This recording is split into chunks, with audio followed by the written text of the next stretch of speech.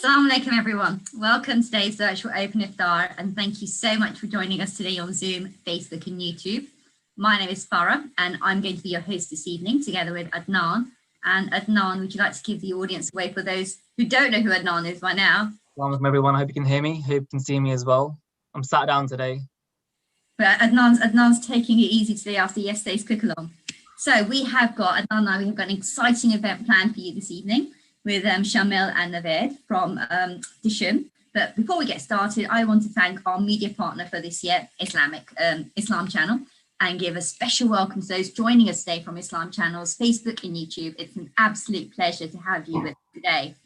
I also want to thank the Arts Council UK, whose help has helped us allowed to continue our work this Ramadan, all of which is available on our website. And this also includes our virtual open iftars every night of Ramadan, our Ramadan Lates course, which goes on for the first 18 days of Ramadan, and our My Open Iftar pack for 2021. Now, this year's packs not only help you to bring the Ramadan spirit into your home, but in collaboration with Islamic Relief, our charity partner, with each pack you purchase, you'll be feeding a person in need for the whole month. And you can check out the incredible work that Islamic Relief does at iruk.co/RTP. We're also going to pop the link in the chat box as well on Zoom. Now, our virtual open iftars are interactive. We love to get everyone involved. And please hop on the Zoom meeting. And for those who are comfortable, we'd love to see you. Turn on your cameras so we can, see the smiley faces in real life. And also, we'd love to hear from you and interact with you, as we said. So there's a more section on your mobile phone, which has a reactions option. So you can show us how you're feeling in real time. And if you want to ask a question, there's also a raise hand option as well. And if you want to just comment or just let us know how, how your day's going, how your fast is going, just raise your hand and somebody from our back end will unmute you.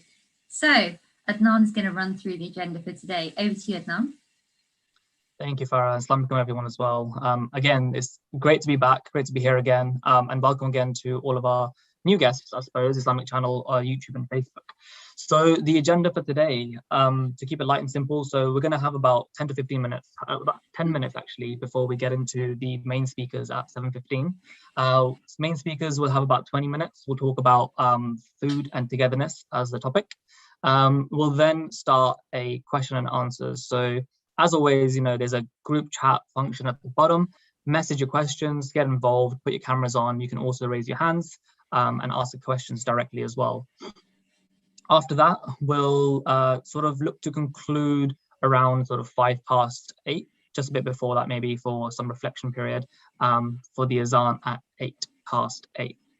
So that's the agenda for today. And well, like I said, it's good to be back. And the topic today is going to be food and togetherness, one of the best topics there can be, right? We love food on this show, and I suppose everyone else does as well. So I'm actually quite keen to find out, well, who do we have online today? And what does food mean for you? I want to know, what do people, what's your go-to food? Where do you cook? What does it remind you of? And what does togetherness really mean as well? Let's talk about that a little bit. Farah, I want to look at you first, just because, well, you're on my screen. So what does it mean for you, Farah? What do you normally eat? What's your go-to food? What makes you feel like home?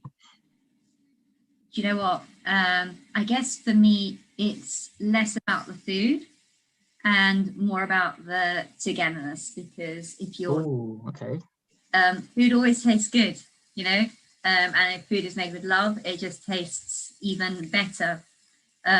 As for go-to foods, I've been brought up on such a diverse palette, so it really depends. In Ramadan, it changes. So my mum makes these little kebab things with mashed potato and mince and boiled egg coated in breadcrumbs. So for me, my Ramadan is not complete unless, we have a potato kebabs. We call them potato chops. So Ramadan is not complete until we have those. So I was very happy I got mine yesterday as well. What about you, Edna? That sounds pretty good. I might have to get an invite for that one day. That sounds pretty decent. So yesterday, obviously after the potatoes, so my granddad peeled like maybe 1 kilogram of them, right? so many left over that he actually made potato patties. He's making them now. He messaged me. He was like, "Oh, when are you coming over today? Like, what time are you gonna come so we can make them and stuff?" And I was like, "Oh, I've got to do the talk today." But that is in essence what I love about the food. It's my granddad's food specifically. A couple of months ago, I was in Egypt. I was there for about 2-3 months, and the food was great, but it just doesn't hit home. And the thing that I was really missing was that vibe of sitting down with your family, but also my granddad's mincemeat, keema and aloo. It's banging, honestly, so good. I can't get away with that. So I'm not gonna go for the standard biryani or the chicken, that sort of stuff. It's granddad's food. It's great. He's the chef in the house. You know, Adnan, your nanny's going to be really disappointed to hear you say that if she's watching today. She's not here. Yeah, for those who know, Adnan's nanny joined us on the cook-along last week. Last Jerry. Last year. What does your nanny make that you really like? So, you know, granddad, you know. Nannies, so I remember I used to live in Pakistan when I was younger, and she used to come home after work. And instead of my mum making the food sometimes, my nanny used to actually push her across, like, don't come in my space next time, let me make the parathas. And so she used to make aloo parathas just from scratch. And I just remember like the whole essence of everything, the way she did it, that how much like butter she used to put onto it, just cover it all of that just reminds me of just being a kid. So I think that would be her specialty. That's the one that sits well in my mind for sure. Now you said aloo parathas, I really want aloo paratha. It's potatoes. Everyone loves potatoes. I think here we love potatoes. What about you, Rehan? Rehan, you said we've got like some biryani love going on here. Rehan, what's your favorite biryani? So we had a chat about this earlier, but we still don't know. My favorite biryani actually is, so I'm gonna probably upset the guys guest audition here, but there's a place called Gadri's, which is one of our, well, it's not local, kind of local, but basically they make it the biryani, the real style of our communities, like the Konkani style, which is like, Konkani is like a very West India community, and like I've only known about it more like over the time last few years, but they make like the best biryani, and it was like yeah, and we only have had it a few times, but that's definitely like the best biryani. When you go to their restaurant, you serve it, they proper serve it in the proper traditional style, like the clay pots Indian style, and then you take it out and just, I don't know what they do to it, but just like really good. You managed to get a thumbs up. Yeah, Shamal's giving you, Shamal likes Qadris as well. Biryani is nice. I don't know, for me, I think it's always, it sounds pretty cheesy actually, but it's my mum's biryani. My mum does make a really good biryani, I have to say. Nobody beats my mum's biryani. You know, talking about today, Adnan, I wanted aloo parathas, now I want biryani. But is it going to be chicken or lamb for you? It's chicken. It's chicken. So is chicken. So is chicken. It's always got to be chicken. What about you, Shamil? Because like, you know, you said you like biryani. Is it going to be chicken or lamb or something else or vegetarian? I mean, having fasted today, which is not usual for me, because I know everyone here fasts for the whole month. I'm fasting for the day. I would take anything, but at this point. But I think chicken. I was just thinking that lamb is sort of feels more authentic and biryani-like, but chicken is really good in a biryani. So I would choose chicken. I wonder if Chef agrees with you as well. If Naved agrees with you on that one. Let's ask Naved. Here you go. Oh no! Wait, just gonna unmute you. Here you go. Shalma, that was disappointing. There's nothing called chicken biryani, by the way. Yeah, I know, but you know, biryani is always lamb. Like, I know. Mutton. I'm just following Adnan's cue, but you know, just follow the biryani. It's really good. Your answer was honest, though. I like it. But for me, I think biryani is mutton. It has to be a really good, flavorful mutton biryani. That's what we eat at home. See, I always think mutton as being really good in palau. Those, I don't know, how would you translate palau for those people? Because different people think of palau as a different way. So how would you describe it, Naved, as you're the chef? Well, that's like a cookery lesson now. And you started with a wrong note, like talking about food when everyone is been fasting for 14 hours. I think it's going to be bad. But anyway, let's talk about palau and biryani. So palau, I mean, I don't want to go into the technical difference, but Pulao basically is when the meat and the rice is cooked together. And biryani is normally is when you have the meat marinated in spices and you layer it with rice and you cook them together and dum. So that's the technical difference. But to be honest with you, I think there's so many versions of this dish that, I mean, you've said your mom's biryani, and Adnan said he loves Qataris. I mean, oh, sorry, Rayan said he's Qatari. So everyone has their favorite biryanis. I mean, I can say Shum makes the best biryani. Shum does make a good biryani. Yeah, I think our biryani is good. Yummy. I mean, maybe I'm bragging a little bit, but I think people like it generally. Oh, excellent. Well, fantastic. I think this leads really nicely, doesn't it? Leads in really nicely to our guest speakers, as you've already seen. So we've got the co-founders of one of UK's most successful Indian restaurants, Dishoom, Shamil over here. We've also got the head chef with us as well, Naved. Great to see you guys again. I think we were here last year, almost a year ago, and we're back again. And so the topic today again is going to be about food and togetherness and what that really means for you as well. I know there's a lot more things to talk about as well. So you've got about 20 minutes or so, but I think it's pretty flexible. I'm pretty excited for this one. Wonderful. Well, it's lovely to be here, and what an honor, and thank you for asking us to speak. And Ramadan Kareem to everyone. And I'm fasting today, which is interesting because I'm not Muslim and I don't normally fast. I don't fast for Ramadan, so I'm joining you today. This is my one day. I might do it tomorrow as well, but this is my one day of fasting. And the tradition, the reason that I fast is because I observe Ramadan for one day, and Chef observes Janmashtami for one day as well when it comes up later in the year in August. And it's always been, I think for a long time, it's been our tradition to do that, to celebrate each other. And we have a deep philosophy of celebrating each other's differences, if you like, and partaking in each other's culture. And it is sad as well that we're not all together in person, but when we're in person, we have a big iftar in our office, in all the restaurants, and everyone gets together and we all take, we break fast together for whoever's fasting, and we have dates and so forth. And we have a big Diwali celebration. We do a big Janmashtami where my mum comes along, and we have the food of that we used to eat when I was a child, my father's favorite food. And it's not at midnight, the tradition is midnight, but we all partake, and she does a little talk on Janmashtami. I think it's incredibly important to do that today. And as a world, I think it is, I don't know, but I think it is growing more fractious. You know, I hate to say that because the world has been ugly in history, and I love reading about history, but it does seem to grow a bit more fractious. And I think it's more important than ever to be sharing each other's culture, to share our own culture, to be there and to be including people in our own traditions. And I'm very honored to be included in this tradition as well, and to be able to partake. And I think it's sort of, we sort of have a strong view. Every year we do a big Eid festival, we do a big Iftar in King's Cross. And what really delights me is that whether it's at the Iftar in King's Cross or whether it's at the Eid festival in Shoreditch and Dynarama, we did it a couple of years ago when we were allowed to. And we had, that time I remember we had lots of Islamic spoken word artists, we had some music, we had, I think we had some Qawwali as well. I mean, really beautiful. We had Qawwali that, I think we snuck Qawwali into Diwali as well, which I quite like, the rhyme. And I was going to get into trouble with some Hindus, I'm sure, for having Qawwali at Diwali, but it was really cool either way. We had Qawwali, I think, at both because I love Qawwali. But I think it's really important. And something I love about that is that I think certainly at that Dynarama Shoreditch celebration, there were, maybe 1,000 people, and at least half of them weren't Muslim. And it was just cool that we were all together celebrating this thing. And I feel like if London's a pretty cosmopolitan place, and I think if we can be more like that around the world, then I think things can change. We can have greater understanding.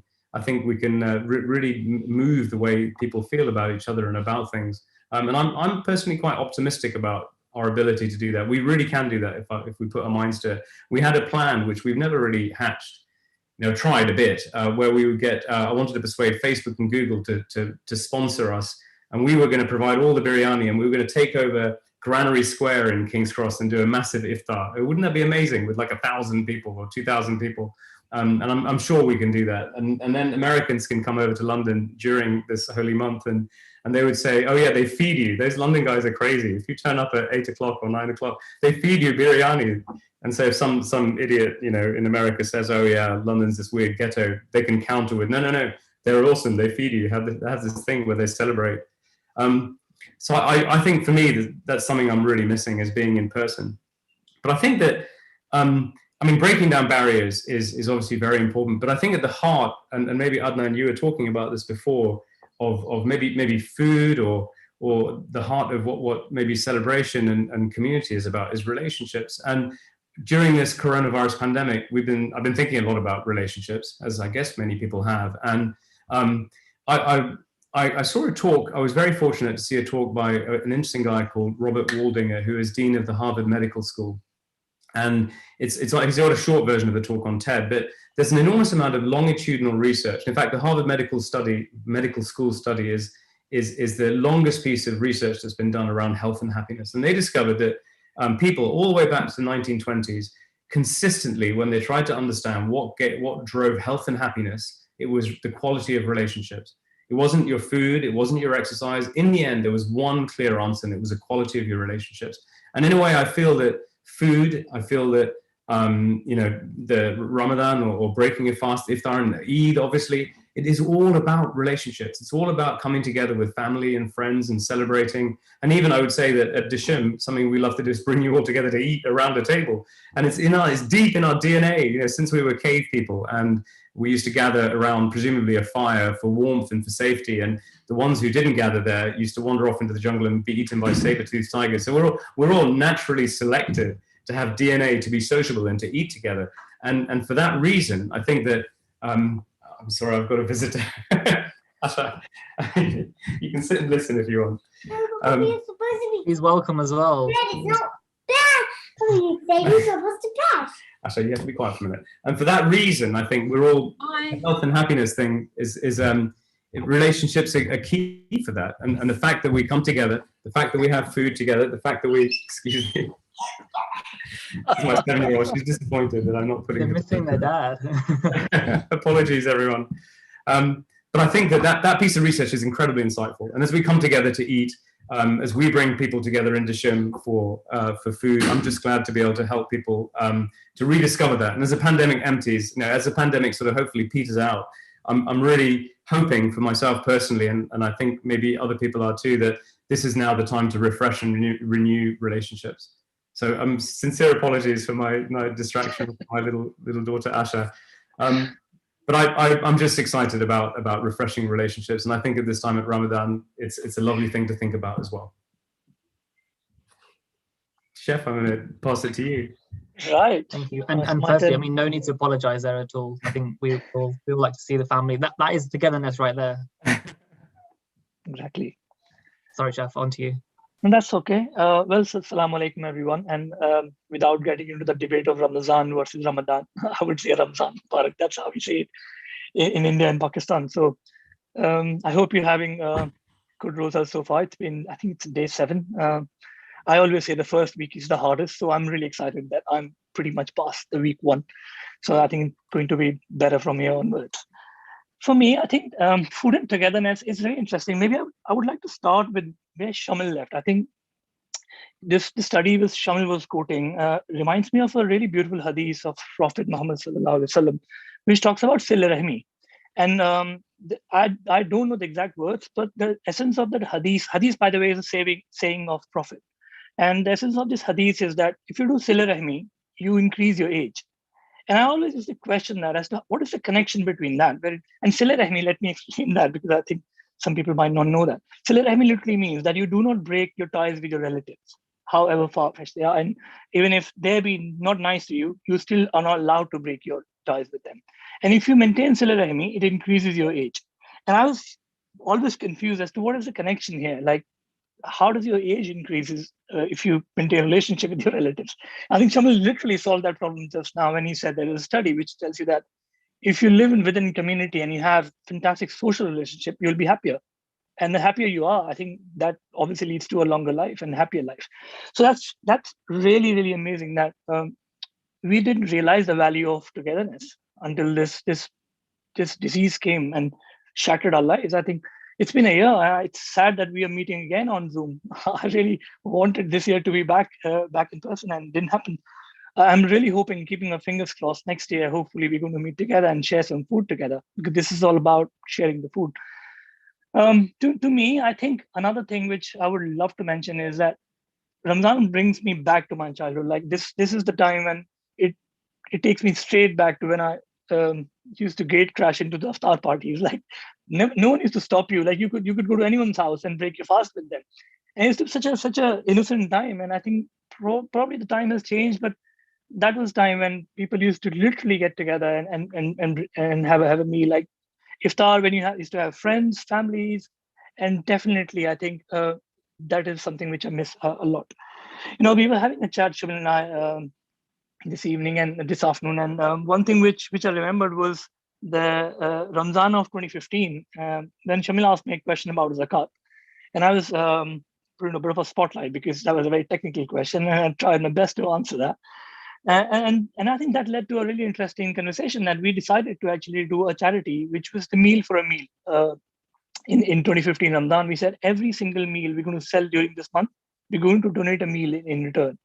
And that was the pact, and we started doing it. And by the end of Ramadan, I think we were probably at 100,000 meals. And Shamil said, and Diwali was, I think, 3 months away. And we said, why don't we just carry on until Diwali? Because as we always be careful that we don't want to upset anyone. So we said, why don't we include the Hindu festival as well and extend this for another 3 months? And we never realized that this just went on. And we actually achieved, I'm really proud to actually announce this year, that we recently achieved a milestone of 10 million meals. It's been a fantastic journey in the last 5.5 years. We managed to feed 10 million kids, and that's a really amazing achievement. I think we work with 2 charities, Akshay Patra in India, and we work with Magic Breakfast here in UK, and fantastic charities, both of them. Every time I go to Bombay, we take anyone who's been with us for 5 years, or anyone who gets promoted to a head chef or a general manager, gets to come with us to Bombay every year. And that's another unfortunate story that this year we couldn't go. But one of the best days we call it the Bombay boot camp. One of the best days of the 5-day boot camp is to go to one of these schools and go and sit with these kids, feed them with your own hands. And that's fantastic. The love and gratitude you receive is really, really out of this world. So yeah, I mean, for me, food and togetherness is about being with family. I normally divide my month in 3 different sections. I spend time with my team. I make sure I break fast with my team. And we actually started doing the iftar in Babu House, as we call it, the main office where all of us work. And then I divide one portion for my family. So I always make sure wherever I am, however late I'm working, however busy I am, I always try and spend iftar with my family and friends. And then I dedicate a part to it to mosque. So I always try and go to my local mosque and break fast, because that's where you get to sit together on the ground and you literally have the simplest meal. And that's, for me, is the essence of iftar, when everyone is equal and everyone get to break the bread together. And that brings everything for me together. So this is from me. Shobha, anything else which you would want to talk about or I missed you would like to mention?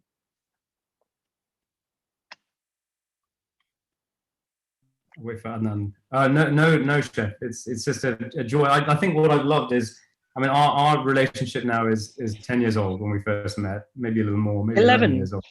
11 years old. Yes, we met this time 11 years ago. Time flies through the pandemic.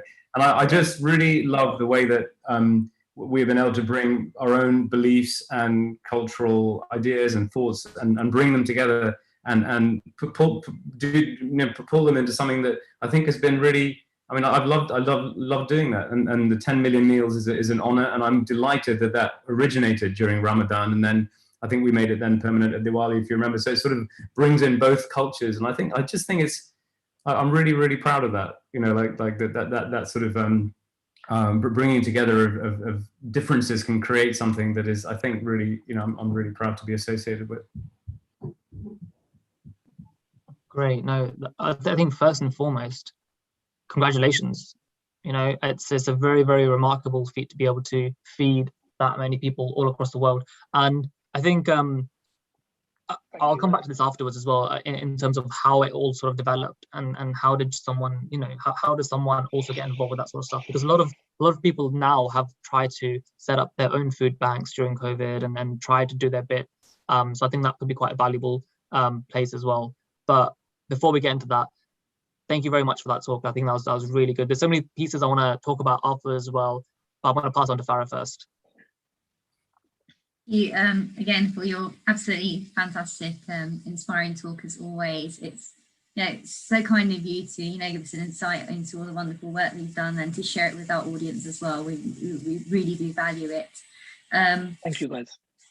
It's I'd like just so many questions have come up. But Shamil and Naved, I'm going to start off with a couple of questions first. The first one is, what's your favorite childhood food memory? We'd just love to know what you associate with childhood and home and growing up.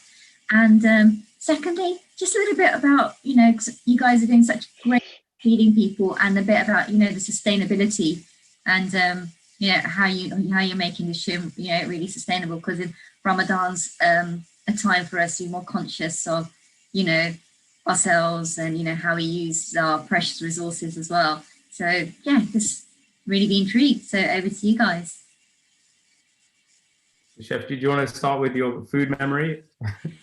Yeah, I mean, as I said, I great crashed into many of the iftar parties, so I have many such memories. But those pakoras which you get in the iftar parties are the best pakoras. They're cold, and they're probably fried 3 or 4 hours in advance. But you're so hungry that the best memory I have is of those pakoras. And I love my biryani, by the way. I think we've had a debate around the lamb biryani versus the chicken biryani. I think for me, there's nothing called a chicken biryani. It's a really fantastically flavorful lamb biryani, which I prefer. So that's my memory, food memory, Shamil. Mine, I think, is puri. And in Janmashtami, we used to have puri and butter chana shak. So sort of puri is just a fried bread, if you like. It's deep fried, but it's delicious. And the potato as a sort of curry, but not wet. And it's delicious. That's what we used to have at midnight. And it was my father. I think I went back to my father, who used to have that at boarding school in Dehradun. He was at boarding school in Dehradun, so he was sent there because my upbringing was in. So my family comes from Kampala, so I was born there, but I came here when I was 6 months old. But my father was sent from Kampala all the way to Dehradun to do his school, which is amazing. I don't know how they got their heads around that, but that was his memory. So we ended up with. So I have a direct line to puri and butter chana shak from their boarding school in Dehradun, my father's. So that's I think my favorite food that I'm feeling very hungry for at the moment, with chai as well. It always goes with chai. So before you continue, can I ask, can you tell the audience what Janmashtami is? Sorry, yes, indeed. Janmashtami is celebrating the birth of Krishna. So the tradition there is that supposedly Krishna was born at midnight that day, and there was all sorts of, there's a long story, and I'd love to tell it about his birth and the crazy things that went on. But the celebration is that he was born at midnight, and at midnight we're allowed to eat, and everyone gets together, and we all sort of celebrate, and we do a little prayer. So that's how we celebrate Janmashtami. But it's a fast all day, and if you're hardcore, you do it all day without water. But we don't have to do it for a month, so it's not as extreme. So I find the 1 day fast is probably harder in a way, because at least we get used to it as it goes along, right? But that was something I wanted to pick up on as well. The fact that 11 years of friendship, and it's not about it's similar culture but different religions. Yet that doesn't divide you; it brings you together, and you're able to share that together as well. I think that's exceptional. And it reminds me of Malaysia, and the reason why I say that is because in Malaysia they have something called a mamak, and that was primarily built to unite 3 different nationalities together: the Malay, the Chinese, and the Indians. And it's very simple. It's just street food with seating outside for anyone to sit down on. Doesn't matter what age or nationality or wealth you're from. That for me was what defined, togetherness. Food, bring people together, enjoy meals together. And that actually leads on to a question we have from our guest. I'm just gonna put her on now, because it goes into sort of how will it be affected going forward. Huda, can you hear us? Yeah, absolutely. Hi, that was a really interesting talk. So my question was just about like post-COVID and life post-COVID. Obviously, COVID's really affected how we socialize. How do you think moving forward in a world post-COVID, this will affect community spirit, and what will it affect, and how would that affect also how we communicate with each other over food? That's a good question. That's a big question as well. How will COVID affect food and food traditions? I think that I wonder, maybe a couple of things. One is that it maybe goes back to what we value and what we treasure. And I think during the pandemic, you know, we've all been in our houses. We haven't seen each other very much. And I think that people are going to be very happy to be seeing each other again in the flesh. And I know that I've been seeing a few people over the last week or two, now that we're allowed to, in the garden, seeing, you know, cousins and just seeing that joy, I think will bring a different complexion to food. And I really hope food is the means by which we sort of come together. You know, like we could go out and people will no doubt go out and party and things, but I think there is something so lovely and so visceral about coming together over a plate of food where it nourishes both the soul and the sort of body. I think both of those are incredibly important. And I wonder, my second point is maybe it's a bit optimistic, but I'm feeling like I treasure things in different ways. You know, there are some things that I may not want to go back to. There are some things that I do want to go back to. And I think that maybe with food and you know, thinking about that, I wonder whether people will treasure the stuff they really treasure. It feels like life's a bit too short to waste your time and your sort of food capacity on eating food that you don't like anymore. Or like, I think people are going to be a bit more judicious about things, and where they go and what they do and who they see. But I think that's entirely a good thing. And I think that it will, you know, like I think result in some nice habits maybe forming. You know, I don't know. Maybe that's too optimistic. Chef, what's your view? How is Corona going to affect things? I think it's a really difficult question to answer, in all honesty. I think we're going to learn how to live with it. And you hear different views. I mean, if you Google about COVID and the future with it, I think you get 10 different views, and I'd get totally confused and sometimes switch off. For me, I think I'm really yearning to go out and meet friends and family again. As you said, I've met few in last 1 week when we're allowed to. I'm really looking forward to have a good summer when we can have a good barbecue and share some memories again, and have that casual chat. Long term, I hope life returns to normal, but I think the reality could be slightly different, wherein we learn to live with it, and it becomes a disease which is not hopefully fatal. People stop dying from it, and I guess this could become history in that way, wherein it's there, but you don't die with it, and eventually life does return to normal. I mean, this is my best wish, and I hope it happens. There's actually a follow-up sort of question very similar to that, talking about how is Dishoom going forward with sort of the pandemic, and now I guess things are opening up, and I assume outdoor seatings are open out at Dishoom as well, which I might actually come and visit the King's Cross one because I actually work down the road. But yeah, how is Dishoom sort of navigating that field?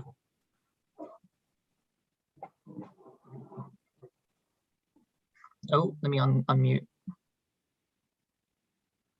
Well, if I'm honest, it's been pretty hard, you know, during the last 12 months since we last met. I think that first of all, the shock of the pandemic, and then closing all the restaurants down, and then you know, we've had to, like everybody else, we've had to borrow a lot of money. We've been burning cash. We've got the something else that I'm really glad that we did is we've not let anyone go. We've kept every single job in the business as well. So we're sort of super keen to start paying down the debt we've accumulated during this time and stop burning cash. We're still burning cash today. So we're very keen to open up, and we've opened up 3 of our restaurants, which are we haven't opened King's Cross, but we've opened the Soho one, Carnaby, and Shoreditch and Birmingham, and all of them are nice and busy. I think people are quite excited to come out. And then May the 17th, hopefully we'll open up everything in a socially distanced way. And then hopefully in June, they're saying that we'll lose the restrictions. I'm not sure if that's going to be the case, but certainly, you know, our numbers are at the moment pretty good. You know, we don't have that many cases, we don't have that many deaths, God willing, and we also have good vaccinations. So I'm hoping they can stick to the roadmap. There seems to have been a sort of outbreak of competence. I hope it lasts. I don't know if it will, but and if that's the case, I think we can see a path out. But I think there's a lot of uncertainties, and I think for us, we talk about this a lot. Is that the key thing we need to make sure when people come back into Dishoom is that they remember it as even better than they left it. So when you come back, you're like, wow, does a biryani really taste that good? That's amazing. Or the service is so good and the taste of that lassi, or whatever it is. But I think we need to wow people and have them come back and not go, oh, well, it's not as good as I thought. You know, I want them to really feel it the first time and the second time and the third time. Chef, what do you think? You think about all of that a lot. Again, I wish we could just return back to 2019. I mean, I know that's not going to happen that easily. I think you're right, Shalva. I think the eating habits are going to have an impact on people. I think people are becoming more diet conscious. There's a report which I read that people are not buying breads these days because they've become home cooks and they become so good in baking breads at home. So I think that's stuff like that which is interesting. And I've heard so many and seen actually so many people cooking during this last 1 year. I remember getting so many questions about our own Dishoom cookbook when people used to write and text messages about a recipe that how do I make that. So I think that change is certainly going to happen wherein people are becoming more judicious as to what they eat. And I think it's going to be interesting as to if life is short, why do you want to eat stuff which you don't like? So I kind of second your opinion. Yeah, May 17, I mean, couldn't come sooner, I suppose, as well. I mean, everyone's looking forward to it. I know it's going to be just after Eid as well, and I'm going to be turning 27 on the 17th of May. It's going to be a good month. Sorry, so next question, Farah, on to you. I think we have another question from the audience, I believe. I was just going to say, Adnan and I, our birthdays are like on consecutive days. So, you know, we're quite looking forward to having a post Ramadan birthday this year. So I think we're quite excited. Come to the show. Ramadan. So we have a question from Rehan, and after that, if you're happy, you know, telling us more about your sustainability work, which I think you said, you'd like to share with us. So first of all, over to you, Rehan. And before I do so, now after talking about food, I now want like a Dishoom breakfast and a murtabak from Malaysia. So, you know, this is our international food journey going on here. There you go, Rehan. Hi. Yeah, that sounds good as well. Why are you hungry? So I think, so you actually did touch on sort of thing. So you said people are breaking more. Has anything changed in sort of the Dishoom's menu? Is there anything that you've come up with new? Because I find that people's eating habits have definitely changed in the pandemic. So have you sort of come up with new recipes or something new on the menu to sort of adapt to that, or change to that? Yeah, I mean, there was one comment I was reading and I was dreading that comment, was the chili cheese toast comment. Oh, it's there is there's an internal debate. I mean, there's a lobbying going on in Dishoom, which actually, by the way, took the chili cheese toast off the menu. And Shamil, along with other people, is lobbying to get that back on the menu. And I don't want it because I think that dish needs to be better than what it was. So, but I'm going to improve it and it's going to come back. Chili cheese toast is going to be. But to answer your question, Ryan, I think I don't want to spill the beans, but I think I've been dreaming of a really good chart menu for some time. And the chart is one thing which we love doing. And I think we do a fantastic pani puri on Holi, and we do a dahi papri chart on Diwali. And we have a fantastic shakarkandi chart on the menu right now. But I want to bring it all together, maybe just for a month. And I'm throwing the beans, not too much. But I really want to do it to have a really fantastic summer menu. And we do charts.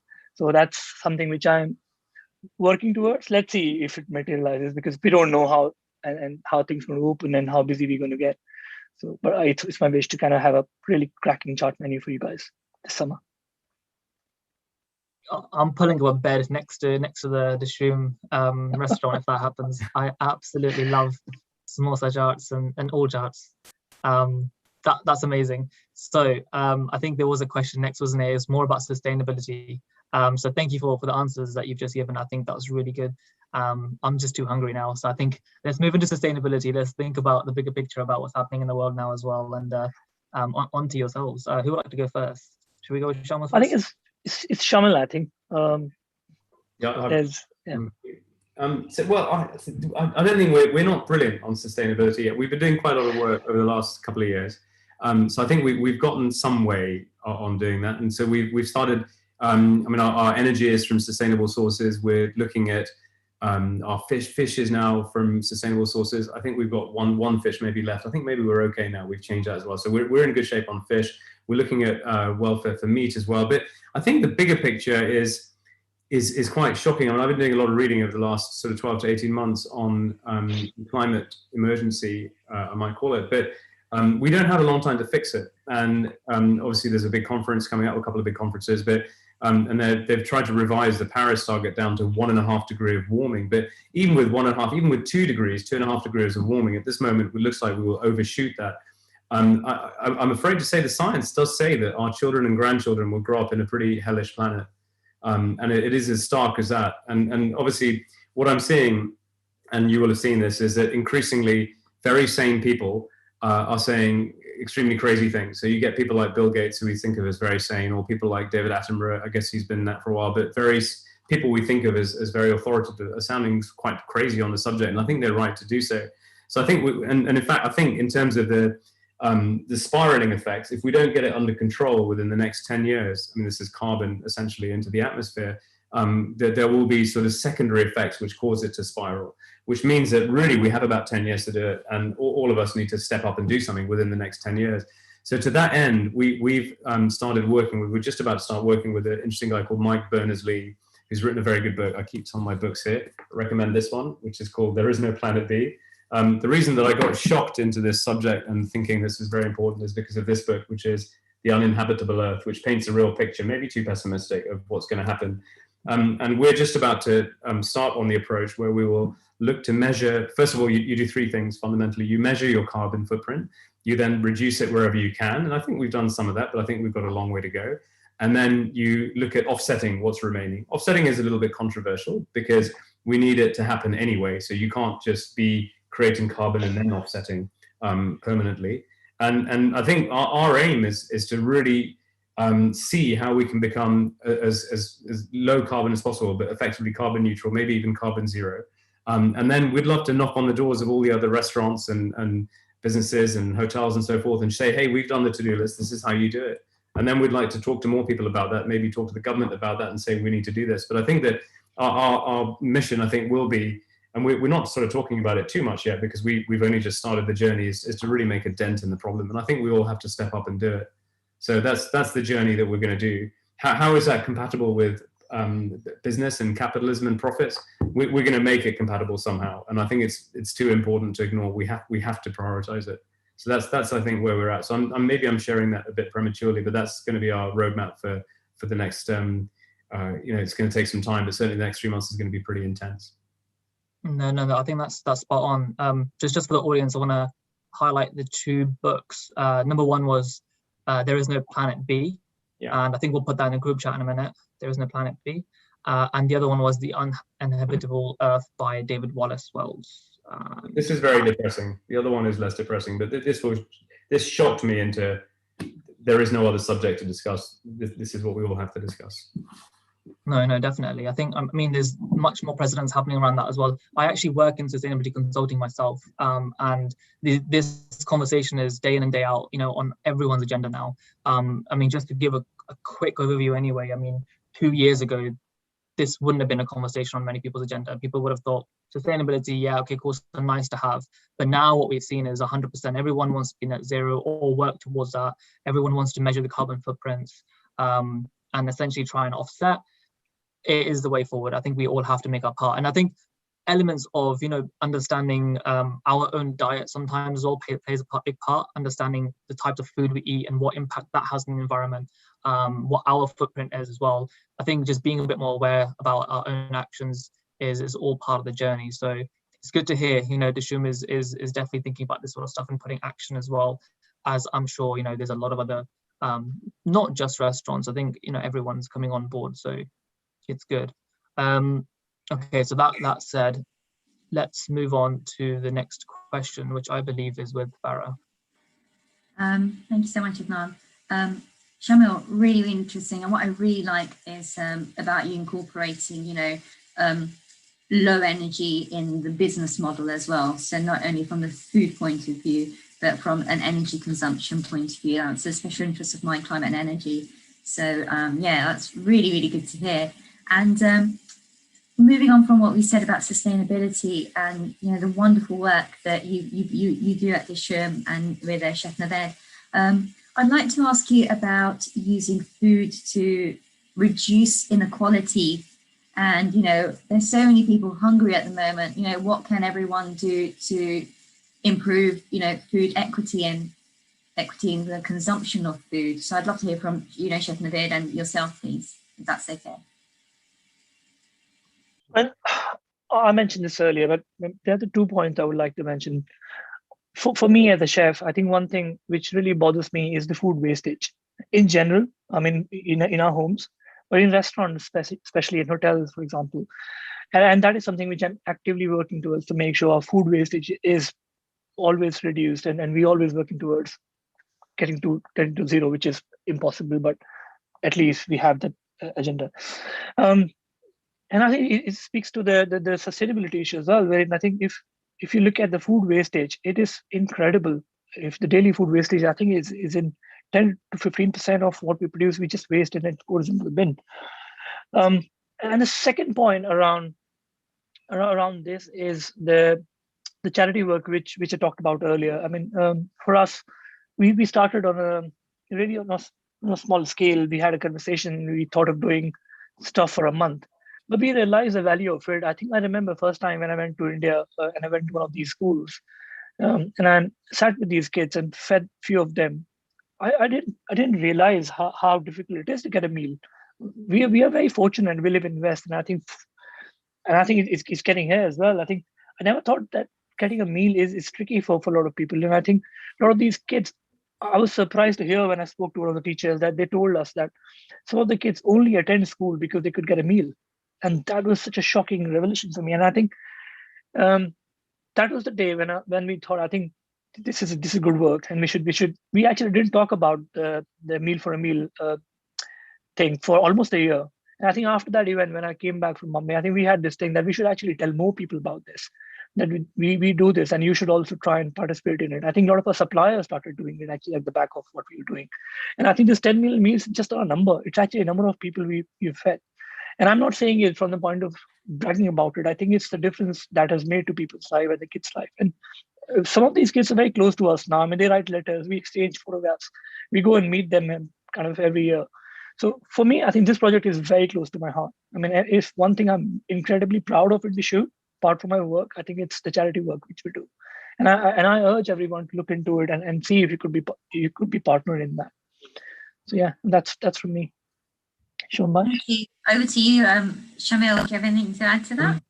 I'm just thinking. I mean, wastage is because it talks to the sustainability question as well. I've just been looking up that we waste. So in the world, we certainly grow enough food for everyone, and we also have an additional 1,000 calories a year. So 1,000 calories a day per person that we waste. And if you were to cut even that waste in half, we would have 20% more food. So food is not a problem. So we have enough food. It's just not in the right places. So I think we really have to address the waste issues. But I think that this guy Mike Berners-Lee, he talks a lot about food equity, and he talks a lot about the fact that as we're addressing issues of sustainability, we have to address issues of equity. I think one of the shocking things that I think one of the sort of saddest things that we're going to find as an issue when we're all going to get to know climate change very well. We're all going to learn about it a lot in the next 6 to 12 months. And one of the shocking things is that many of the poor countries are going to bear the brunt of it. So some of the worst places that are going to be hit are India and Bangladesh, and it's going to be ugly. Like it's going to be very hard with heat. I mean, Africa is going to be really badly hit. So climate change is going to be, in a way, this is a political point, but it's going to be felt most by the people who caused it least. So in a way, the West has caused a lot of the climate change through fossil fuel over the last sort of 50 years. And the sort of less developed countries are going to bear the brunt of it. It's going to be tough, and that's going to hit strongly food issues. So I think somehow in this conversation about climate change, we have to address both local and global food inequity. And I guess our way of doing that, well, I hadn't really connected the two, is to do a meal for a meal and to feed kids both here and in India. And, I think it's great. I'm really proud of that. But it's a drop in the ocean. There is so much more work to be done on that. But it's, I hate it to see kids starving. Is like, why? My daughter Asha was just here, and I can't even imagine a 7-year-old kid who doesn't have enough to eat so that they can't even study. You're like, what does that do? It's just all sorts of wrong at every level. And I think the good thing about the pandemic has been drawing attention to that and drawing attention to school meals as well, and making sure every child gets a school meal, to help them function, throughout the day. We've got lots of questions coming in. I'm going to hand over to Adnan, who has one to ask. So over to you, Adnan. Thank you, Farah. Yeah, I mean, just to add to the whole crisis of sort of lack of food for kids. And I mean, there's huge campaigns, and you've seen it from footballers, for example. Rashford doing, his piece on trying to combat that. And essentially get government involved, which will be a question that we'll come back to in a second. But first, I want to go to Rehan. Oh, I already have. Okay, so I was thinking, on your topic, what do you guys think of that genetically grown meat? Because I know chefs talk a lot about lamb biryani, mutton biryani, but I think one thing I've always thought about is like, I'm gonna have to cut down on my meat if I'm gonna have to help save the planet in that way. And is that the way to go? Well, it's a tough one. Chef, do you have a view on lab-grown meat? Yeah, I probably do. I think it's early days. I think science is making great progress, and I think we are actually all backing on science. Ultimately, they have to find great solutions for it. I'm really hopeful we will. But as we just now said, I think there's enough to go around if we just cut down the wastage. There's 20% more food we all have, and we should definitely, obviously, the meat eaters. I don't want to kind of question anyone's eating habits, but I think you don't have to eat meat every day. I think I grew up in a Muslim family, and I think meat is a thing. I think there's no meal which is complete without meal. And my mom used to emphasize that we should have enough vegetables. And I think a balanced diet obviously has all elements in it. So I think if we are judicious and we are eating and not wasting, I think we have enough to go around. But I think science is going to come to our rescue eventually. So I don't know enough about the genetically grown meat, but I think I've heard about it, I've read about it, but it's early days to comment on that. I mean, I'm sort of very conflicted because I'm a meat eater, and I believe that like we're genetically designed to eat meat, like cave people ate meat. That's what we do. But I think that like today, with however many people are on the planet, 7 or 8 billion plus more, we've gotten to a point where the planet's not sustaining us, and the meat is really, really inefficient as a source of nutrition. So as a source of protein, we have to generate so much more, or use so much more energy, generate so much more greenhouse gases in order to create the nutrition from the same nutrition from wheat or soy, as opposed to beef, for example. And I think that habits, for our planet to be sustainable, habits are probably going to have to change. I understand that lab-grown meat is not as efficient as today's vegetables or plant-based. I'm not sure, but I guess maybe it has a place in the world. I really don't know much about it. I think at the moment it's really, really expensive, but it may have a sort of substitute. I don't know how efficient it will be in terms of energy, because I think it takes quite a lot of energy to produce. So that sort of defeats the point. But the worst culprits, and as a Hindu I can say this, although I do eat beef, the worst culprits are beef. I mean, it's absolutely disastrous. For 50 grams of protein, you generate 25 kilograms of CO2, which is huge. And the equivalent for lamb is about 10, and then down to peas and groundnuts and soy milk is almost negligible. So somewhere something's got to give. I mean, a cow is an enormously inefficient way to give people calories, and that's part of the reason that people starve. And I think that soya gets a bad rap because of cows. All the soya that we grow that gets a bad rap because of rainforest is mostly used for cow feed. So that's an interesting thing. But I think in answer to your question, Rehan, I think we have to be open to all of this stuff and see where it takes us. I don't love the idea of lab-grown meat. I have reduced the meat in my diet a little bit. I still love meat. I suspect there's a place for it in the future, but we're not all going to be able to eat as much meat as we have done historically. And now that places like China and India are getting rich, it's going to be tough. Yeah, there's a couple of points I want to raise there as well and just highlight. Is the first one is the carbon dioxide is released from cows. It's actually the methane that's even worse. It's 21 times worse for the global warming potential, and that's the dangerous bit. Just from sort of cows alone, and then there's everything else that comes out from everything else we overuse as well. And the question I have actually for myself anyway, you touched on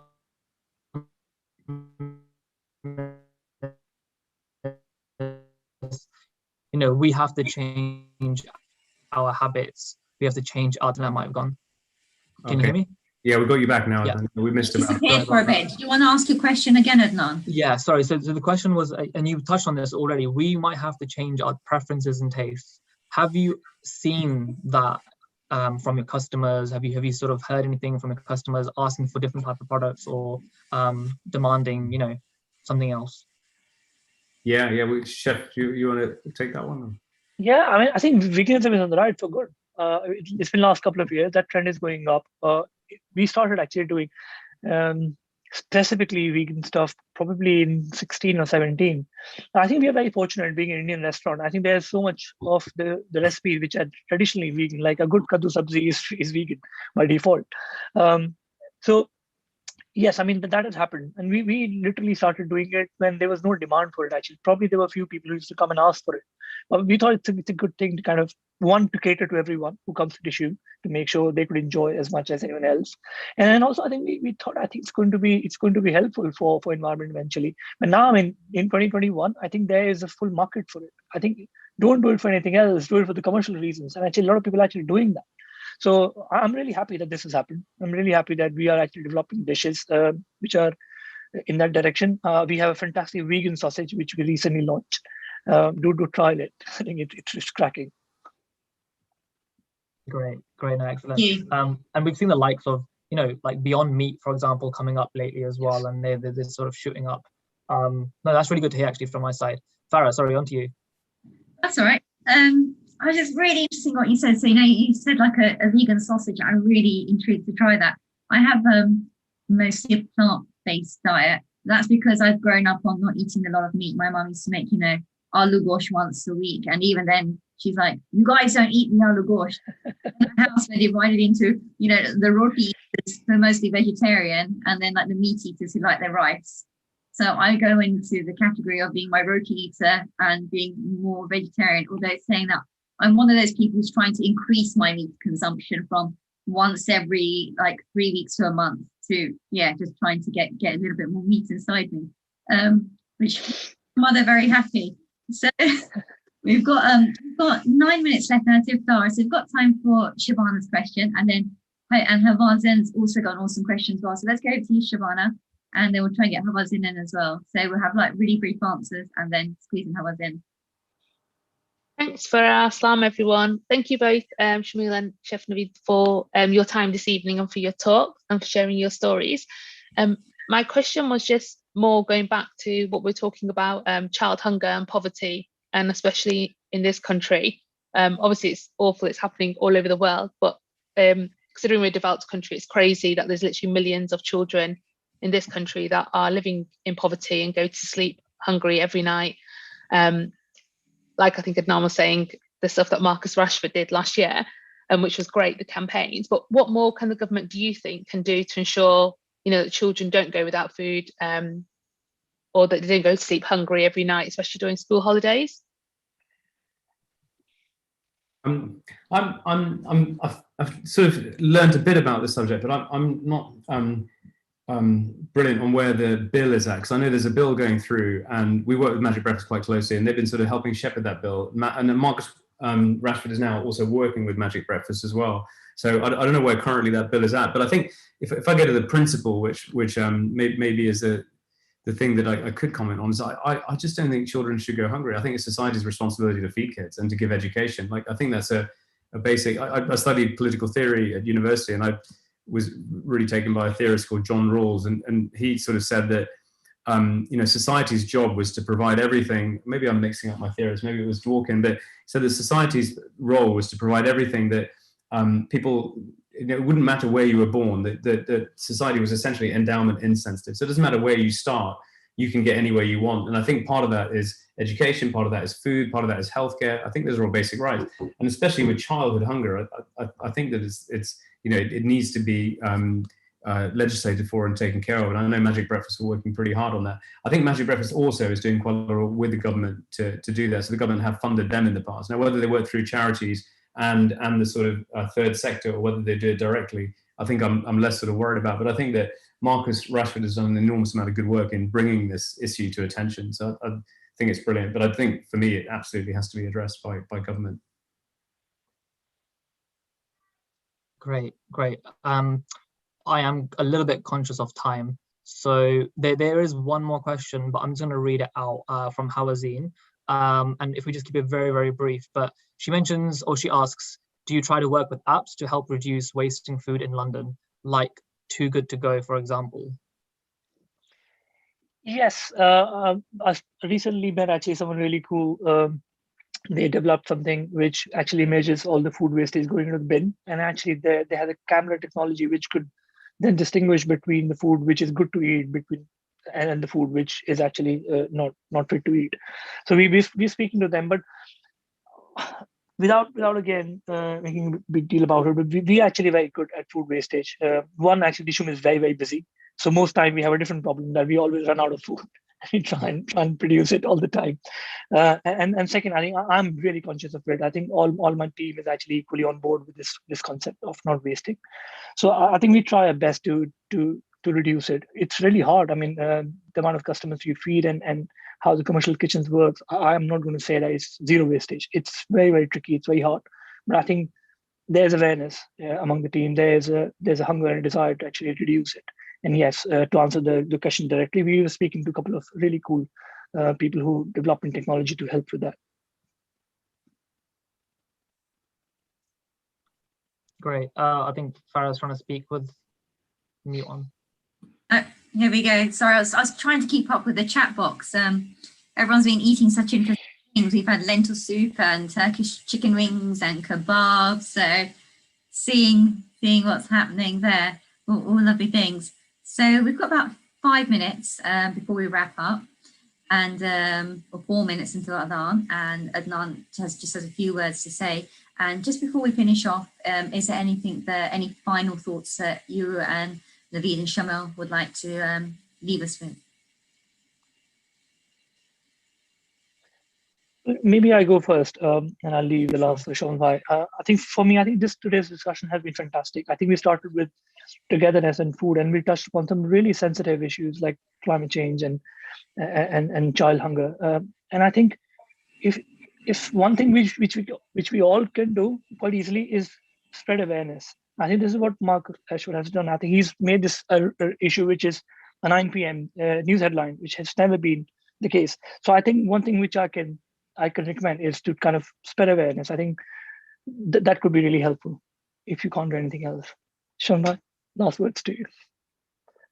Yeah, I something that emerged tonight, which I'm really glad about, which maybe Adnan highlighted, that our friendship, Chef, over the last 11 years, and we have the same sort of origins. We're both South Asian sort of thing, or Indian, but coming from slightly different cultures and coming together and creating something. I'm really honored to be doing that. I'm really honored to for finding myself here fasting for the day, getting a bit irritable because I'm a bit hungry, staring at this bit of water that's sitting on my desk. I'm just glad that I'm here, and I think it's cool that I really am honored to be here fasting and able to speak at an event like this and talking about some of the things that we've done. It's a privilege to be here. Thank you. I think from our side, thank you. The privilege is actually for us to be able to host such amazing speakers, but also just all the conversations we've had today have actually been very insightful, very valuable. And I'm sure everyone that's listened and has probably taken a lot away from it as well, that we can probably tangibly incorporate in our lives. So a couple of minutes to go. Just want to say thank you to Shamil and thank you to Chef Naved for joining us today again. Inshallah, next year we can probably be live in a real tent, but we will go ahead today. So thank you to the speakers. It's been a great event, and thank you to the audience as well for joining us again, to Islam Channel and all the new guests on that side as well that have actually come up and supported us. So Islam Channel is our media partner, as is Arts Council UK, and without these two, this event wouldn't be possible. Also, just want to mention, don't forget to get your own exciting My Open Iftar pack. You can check out all the information online at ramadantentproject.com. It was a lot more information available there as well about how we're fighting world hunger with Islamic Relief at iruk.co/RTP. You can also support us to maintain activities such as this event here by donating, and your donations are vital to keeping Ramadan Tent Project going, and are hugely appreciated. And you can donate on www.launchgood.com/RTP2021. Okay, so that's a quick wrap up from me. There's been a lot of conversation about lots of different things today, and I think a couple of minutes left before his answer, we can just take a minute just to reflect. Thank you everyone for listening.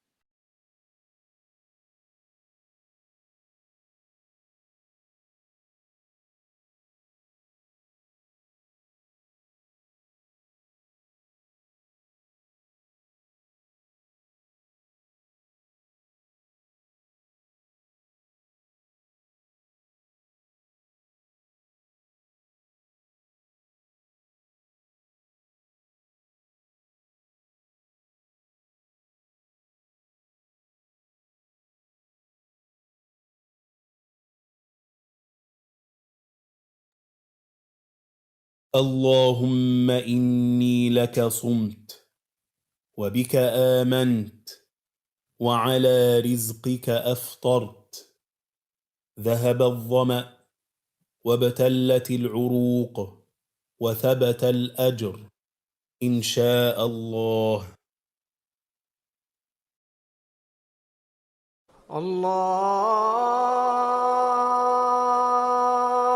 الله أكبر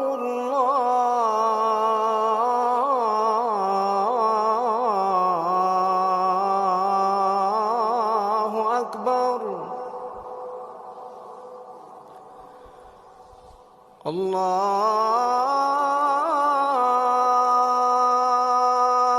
الله أكبر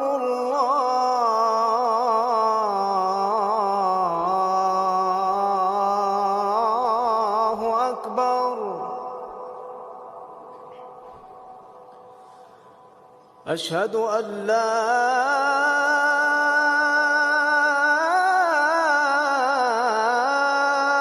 إله إلا الله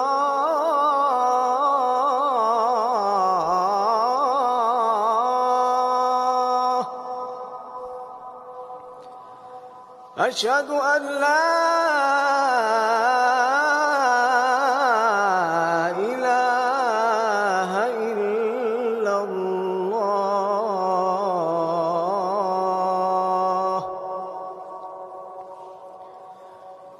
أشهد أن محمدًا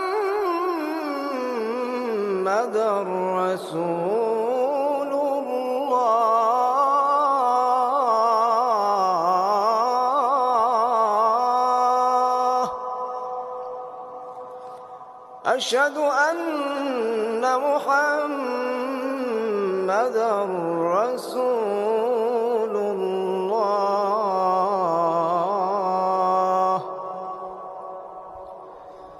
حي على الصلاة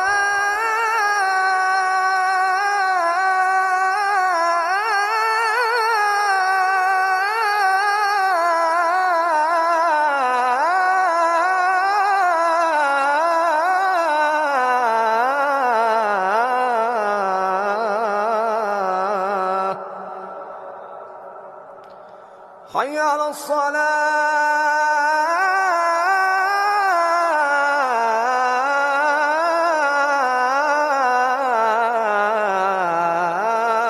الصلاة حي على الفلاح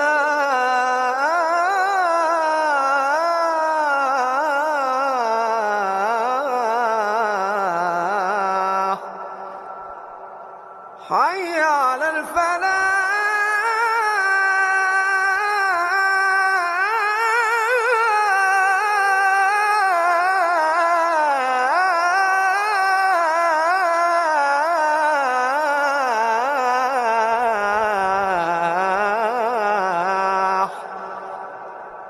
الله أكبر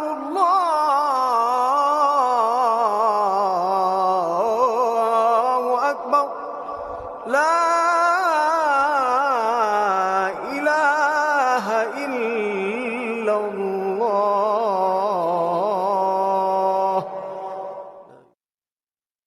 اللهم رب هذه الدعوة التامة والصلاة القائمة آت محمدا الوسيلة والفضيلة وابعثه مقاما محمودا الذي وعدته إنك لا تخلف الميعاد. So much for joining us today. Shamil, Chef Naved, it's been an absolute pleasure. And Chef Naved, please bring back the chili cheese toast. You know, that would be absolutely fantastic because it washes out very well with your amazing chai. But thank you for being generous enough as well with your opinions and, you know, participating in some sensitive topics today. We really loved having you, and thank you for sharing your opinion. And yes, and also keep the keema out for breakfast, Shabana's asking. Over to you, Adnan, for any final words. For myself, saying thank you to everyone that's joined us. Thank you to the new sponsors, old sponsors. Thank you to everyone that's come to really make this into the most integrated event that we can. My internet might be playing up a little bit, but I just want to say thank you to again to Shamil and to Chef Naved as well for joining us. We really enjoyed that. I definitely did as well. Hope to do this again next year. From myself and Shamil, knock that water down. Don't worry about it. We're not judging. Just straight down. That's everything from me. Thank you, everyone. Assalamu alaikum. Have a lovely evening, and we're looking forward to see you with our special guests tomorrow as well. Assalamu alaikum, everyone.